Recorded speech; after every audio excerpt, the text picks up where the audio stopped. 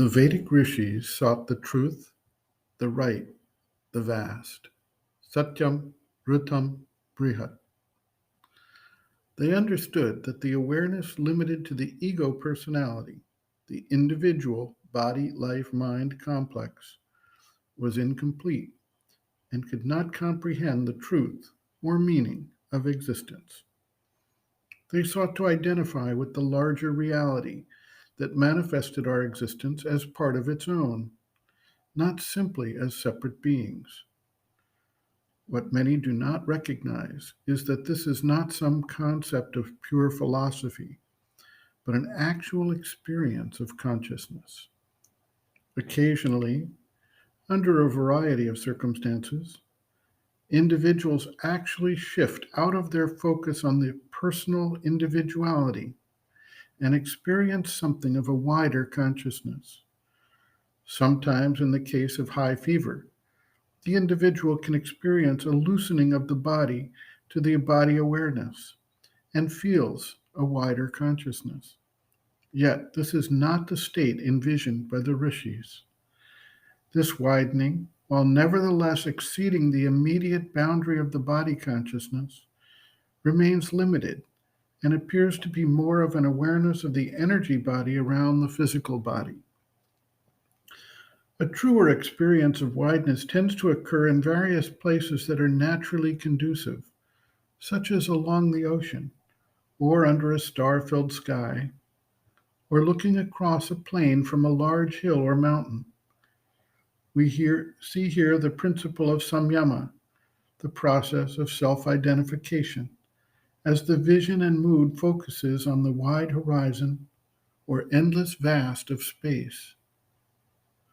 The mother writes, quote, "There are many ways of doing this, making the consciousness vast. The easiest way is to identify yourself with something vast. For instance, when you feel that you are shut up in a completely narrow and limited thought, will, consciousness, when you feel as though you were in a shell, then if you begin thinking about something very vast, as for example, the immensity of the waters of an ocean, and if really you can think of this ocean, and if far, far, far, far in all directions, like this, stretches out her arms, how, compared with you, it is so far that you cannot see the other shore, you cannot reach its end anywhere, neither behind or in front, nor to the right or left. It is wide, wide, wide, wide. You think of this, and then you feel that you are floating on this sea like that, and that there are no limits. This is very easy. Then you can widen your consciousness a little. Other people, for example, begin looking at the sky, and then they imagine all those spaces between all those stars and all that kind of infinity of spaces in which the earth is a tiny point. And you too are just a very tiny point, smaller than an ant, on the earth. And so you look at the sky and feel that you are floating in these infinite spaces between the planets, and that you are growing vaster and vaster to go farther and farther.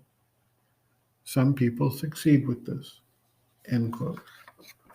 Reference, Sri Aurobindo and the Mother, Living Within, the Yoga Approach to Psychological Health and Growth, Exercises for Growth and Mastery, Widening the Consciousness, pages 150 to 155.